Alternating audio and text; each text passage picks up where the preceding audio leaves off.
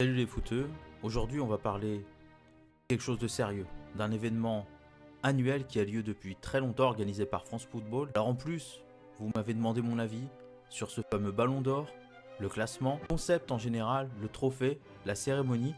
J'ai donc bien réfléchi, j'ai décidé comme à mon habitude de surfer sur le buzz, de sortir une vidéo fraîche, chaude, juste après l'événement. Et je vais donc argumenter et vous donner objectivement mon avis sur le ballon d'or. Voilà, c'est mon avis sur le ballon d'or. Je pense qu'on remarquera que je ne manque pas d'arguments, que je ne manque pas d'objectivité, que je pense que je fais l'unanimité parmi vous et que j'ai réussi à vous convaincre avec mon argumentation, avec ma plaidoirie qui dit que le ballon d'or c'est tout simplement de la merde. J'ai écrit de la merde, j'aurais pu écrire de la grosse merde pour moi. Voilà, donc écoutez, j'espère que vous aussi, vous avez un avis dans les commentaires, mais je ne doute pas qu'il soit le même que le mien. Quoi de mieux pour conclure cette vidéo que de vous dire ce qu'il faut faire. Mettez un like, abonnez-vous évidemment, le like pour le référencement, pour que cette vidéo soit en tendance avec 10 milliards de vues pendant 51 années. Évidemment l'abonnement pour que je passe enfin le cap des 72 milliards d'abonnés. Merci à vous d'ailleurs, et puis allez sur YouTube pour que je me fasse plein de pognon. On me dit dans l'oreillette que ça ne vous a pas convaincu, qu'il vous en faut plus. J'ai pas le choix. Allons-y pour notre plus grand bonheur, pour une vidéo sur le ballon d'or. À quel pied? Eh bien, allons-y pour parler du ballon d'or. Mais bon, vu que je suis sympa, en ce moment c'est les fêtes de fin d'année, c'est le début de l'hiver, je vais vous mettre une petite atmosphère cocooning, comme ça on va se penser comme à la maison. On est parti dans cette belle ambiance et qu'est-ce qui nous manque? Allez, il nous manque une petite musique de Noël, bien entendu, sans copyright, je la prends dans la base de données YouTube et bien évidemment on va tourner toute la vidéo, ça vous laissera le temps de vous focus sur ce que je vais dire.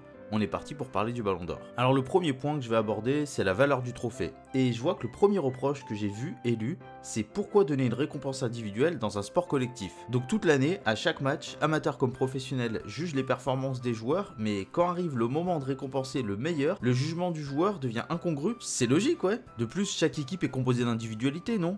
C'est la base. Et dans tous les domaines, il y a des leaders, des individualités qui performent plus. Donc j'invite les personnes qui pensent qu'on ne doit pas mettre en avant les meilleurs dans une équipe à refuser toute prime d'évaluation individuelle et tout titre d'employé du mois, bien entendu. Il y a aussi la fameuse chance de jouer dans telle ou telle équipe. Pour prétendre au ballon d'or, il vaut mieux jouer au Real Madrid qu'à Louan Cuiseaux. Disputer les phases finales de la Ligue des Champions, voire Ligue Europa, même si ça dépend pour qui, est un avantage. Et les années de Coupe du Monde, mieux vaut être né dans un pays qui a une chance de participer à la deuxième partie de la compétition. Il est donc logique de mettre en avant le palmarès collectif d'un joueur sur une année, mais ça soulève de nombreuses interrogations. Qui a décidé que les autres coupes continentales sont en dessous de la Ligue des Champions européenne? Et si le juge de paix, c'est la Coupe du Monde des clubs, pourquoi en 2012, aucun joueur des Corinthians n'est dans le classement final? Et puis n'est-il pas plus incroyable de faire une performance avec une équipe moins cotée, comme Porto en Ligue des Champions 2004, Dortmund en Ligue des Champions 2013 ou l'Ajax en Ligue Europa 2017, voire la Corée du Sud en Coupe du Monde 2002. Et pourquoi aucun joueur de Séville n'est dans le classement final du Ballon d'Or lors des 3 années où le club a gagné l'Europa League, alors que 3 joueurs de l'Atlético Madrid y sont en 2018? Certains clubs et certaines nations seraient-ils privilégiés? Il y a aussi la question des profils avantagés. Cette question va faire le lien avec la deuxième partie de mes interrogations, et j'ai déjà parlé dans ma vidéo sur les oubliés du Ballon d'Or, je vous mets le lien en annotation, des secteurs où évoluent les joueurs et des profils de ces derniers. C'est un fait, mieux vaut marquer des buts pour prétendre au trophée. Mais avant de parler stats, parlons spectacle. Et oui, car ce sont les buts qui font lever le public. Et en termes de résultats, ce sont les buts qui font gagner.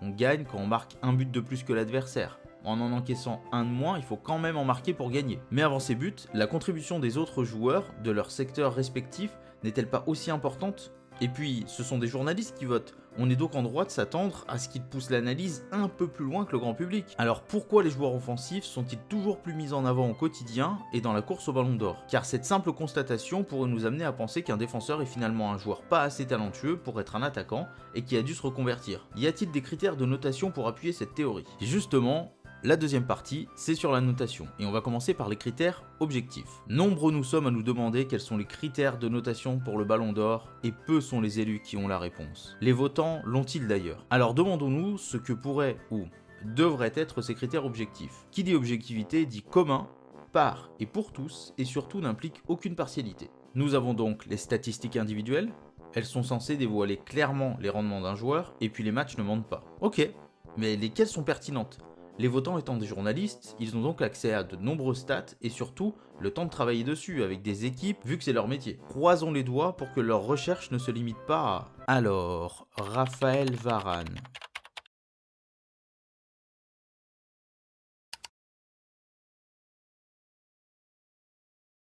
Ouais, pas assez de buts.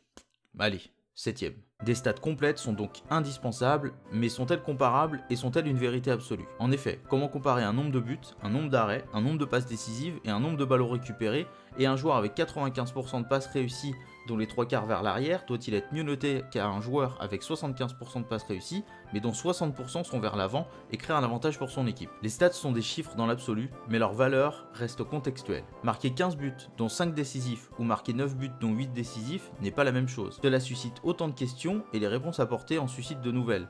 Elles peuvent être une base de réflexion et de comparaison, mais ont des limites de poste et d'utilisation des joueurs. Il y a d'autres valeurs plus ou moins mesurables. L'influence d'un joueur, tant au niveau psychologique de l'équipe qu'au niveau physionomique du jeu, son apport dans la dynamique de jeu, de terrain, de vestiaire, sont d'ailleurs des points à évaluer, mais peut-on comparer deux joueurs dans deux effectifs différents avec des schémas de jeu différents? L'indispensabilité d'un joueur peut aussi se quantifier en particulier quand il est absent. Mais si une équipe joue moins bien et gagne moins en l'absence d'un joueur, est-ce dû à cette absence, au niveau inférieur de son remplaçant, ou à l'absence de remplaçant? Et est-ce qu'un joueur d'une autre équipe ne serait-il pas encore plus indispensable à sa place? Et il y a enfin le palmarès. Doit-on récompenser en priorité les vainqueurs de trophées collectifs? Quelle compétition mettre en avant? Et est-ce grâce à l'apport supérieur de ce joueur que l'équipe a gagné?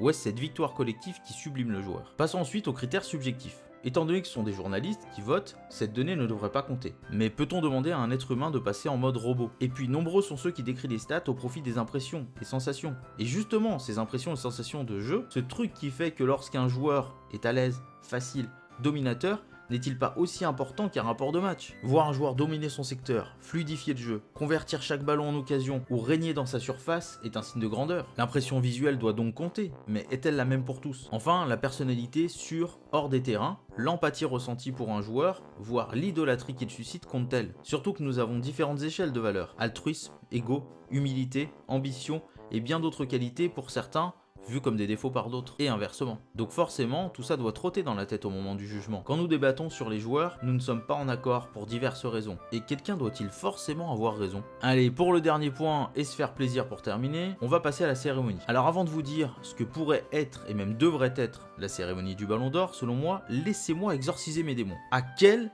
moment ça et ça sont les meilleurs choix pour animer? Bordel! Si vous vouliez faire des Energy Music Awards, fallait prendre Nikos. Pour les Black Beaufs, autant engager un professionnel. Et même deux. Et pour un putain de fucking blind test, amenez-moi Philippe Corti pour rester dans le ton. Il y a là une opportunité de mettre en avant les diverses spécialités footballistiques. Freestyle, futsal, beach soccer, cécifoot et bien d'autres, de faire découvrir au grand public le football des autres continents, de parler du foot amateur, d'évoquer le travail des écoles de foot, et bien d'autres choses qui marquent de leur empreinte le foot. Mais non, on doit se taper une soirée plus chiante que les victoires de la musique, moins bien rythmée qu'un beat note solo de David Guetta. Et puis faut le dire, plus beauf que Camping 3 à la puissance, les Bronzés 3 diffusés sur un écran pourri du champ de maïs du Midwest avec Marcel et Gérard en salopette qui rigolent à gorge déployée en s'enfilant pastis sur pastis dans le gosier. Mais bon, le tout en vêtements de pingouin, ça fait plutôt chic. Un spectacle affligeant où on attend Dada Egerberg, la Ballon d'Or, la première Ballon d'Or féminine, qu'elle se comporte comme Nicki Minaj. Bordel de merde. Alors voilà, régnant dans une ambiance de fête de fin d'année, avec le petit feu de cheminée, on est bien réunis ici. On se laisse bercer par la belle cérémonie du Ballon d'Or. J'allais dire des Energy Music Awards, mais non, mais bordel, ce trophée, moi il m'intéresse pas du tout. Il y a jamais de vraie surprise entre guillemets. Il y a tout le temps des contestations et de toute façon, putain, mais vous serez jamais d'accord en fait. Vous ne serez jamais d'accord. Pourquoi? Parce qu'il y a le côté subjectif. Pourquoi? Parce qu'il y a le côté parti pris. Pourquoi? Parce que vous n'êtes pas d'accord et nous ne sommes pas d'accord sur les critères objectifs à mettre en avant. Il y en a tellement. Est-ce qu'on privilégie le palmarès de l'équipe qui a gagné? Et dans cette équipe qui a gagné, est-ce qu'on tire le Ballon d'Or? Ou alors est-ce que finalement ça compte moins? Enfin, je veux dire, un mec qui a joué une demi-finale de Ligue des Champions, qui a marqué, je sais pas moi, 70 buts, ou un mec qui a joué une demi-finale de Ligue des Champions et qui a fait 95% d'arrêt, alors c'est fort. Peut-être improbable, mais est-ce que ça compte pas? Est-ce que vraiment le titre individuel? Et après, si on compare à d'autres sports, comme la NBA qui pour moi représente un peu ce qu'on peut faire en termes de titres individuels. Bah, vous avez plusieurs titres, MVP, MIP, alors MIP c'est la meilleure progression, meilleur sixième homme, meilleur défenseur, vous avez 3-5 de l'année, c'est comme s'il y avait 3-11 de l'année, vous avez 2-5 défensifs il me semble de l'année, vous avez le rookie de l'année qui est le trophée en gros Raymond Kopa on va dire côté foot européen j'allais dire, mais oui côté foot européen puisque le reste du monde ne compte pas de toute façon pour ces trophées, on s'en bat les couilles littéralement. Et puis il y a 5 rookies de l'année, donc au bout d'un moment bah peut-être faudrait distribuer plus de titres. Et puis quoi qu'il arrive, on ne sera jamais d'accord.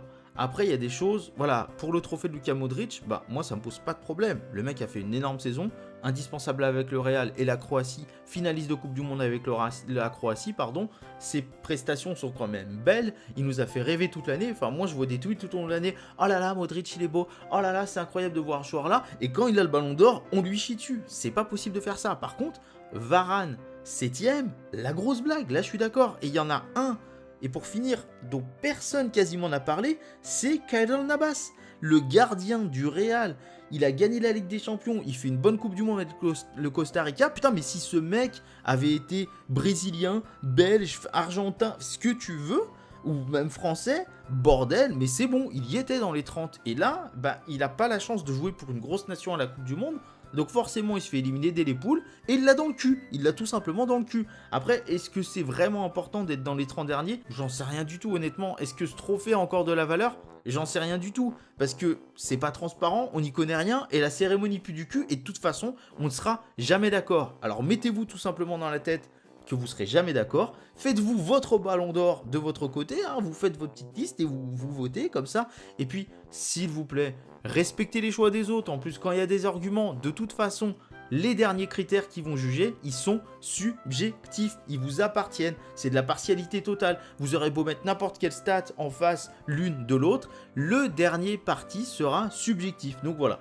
Donc c'est tout pour ce ballon d'or, le trophée de merde, je m'en bats les couilles, abonnez-vous, passez une bonne soirée, une bonne journée, ce que vous voulez, passez surtout de bonnes fêtes de fin d'année, je sais pas quand est-ce que sort la vidéo, mais ça devrait être à peu près encore les fêtes de fin d'année, et puis en avance, une bonne année, allez je vous fais des bisous, salut, et puis rejoignez-moi dans mon aventure, pour qu'on soit de plus en plus nombreux, et que mon foot à moi devienne notre foot à nous.